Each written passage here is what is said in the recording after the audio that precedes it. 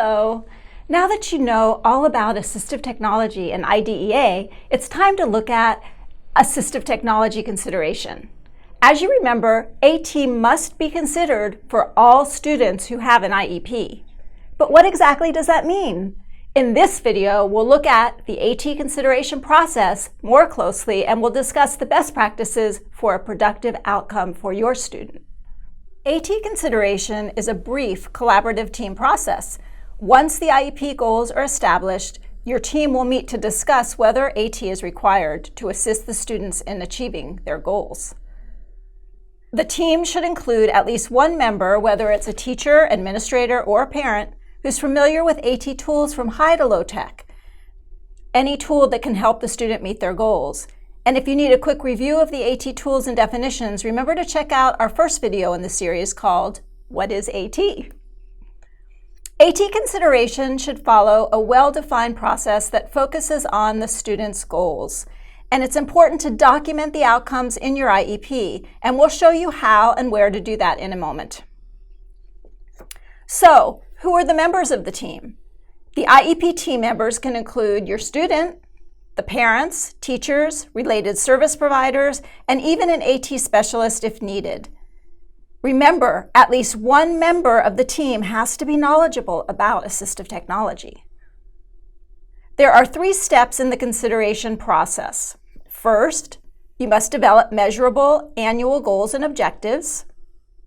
2, examine those goals to determine any barriers the students may have in achieving those goals. And 3, determine if additional supports and services, including assistive technology, of course, are needed to help the student achieve those goals. Assistive technology is not a goal in and of itself, but it's a tool that can help students reach their goals. For example, if your student has a reading disability, he may have a goal that says he'll read and comprehend grade level material, let's say 85% of the time, while using text-to-speech support. A thoughtful AT consideration process will provide the team with one of 4 outcomes. The first outcome is that no AT is needed.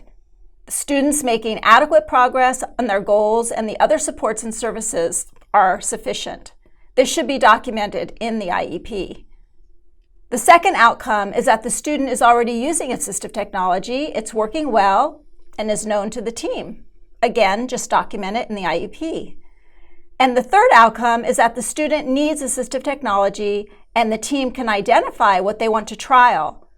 The features of the AT and the trial plan should be well documented in the IEP as well.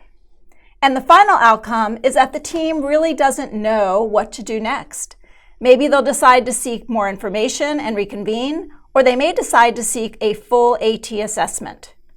Either of these decisions should be documented in the IEP. If the team doesn't know, where do they go to get additional information? Sometimes districts or counties have AT specialists that can help. If not, the team can do some research on the internet, or they might explore community AT resources such as our own, PHP's iTech Center. Here in California, we also have Ability Tools, a state Tech Act program, which can also provide information and guidance. And finally, the team can always decide to request a full AT assessment. We've talked a lot about documenting your outcomes, but where do you do that? All IEP forms, no matter your district or state, have a special factors section. This is where you document the outcome of consideration as well as the rationale for those decisions. As an example, it might say, electronic text and a text-to-speech reader are recommended for access to required reading materials. You may be wondering what the difference is between AT consideration process and AT assessment. The consideration process is a short discussion that occurs during the IEP meeting. It uses information you already know about the student and their goals, and it results in one of the outcomes we've already discussed. But an AT assessment is a much longer process, and it includes trial use of the assistive technology in the student's customary environment, which means his classroom, for example. Data is collected to determine which AT is most effective. So in sum, it's really an extension of the consideration process. It just goes into more detail, looks closely at helping the student achieve his goals by matching his abilities, challenges, and tasks to the appropriate AT tools. How can the team simplify the consideration process and do it in such a way that all members can participate and understand it? Well, it's best to use a well-defined process. And this slide gives you some helpful resources, including forms and checklists, which you can use to simplify the consideration process.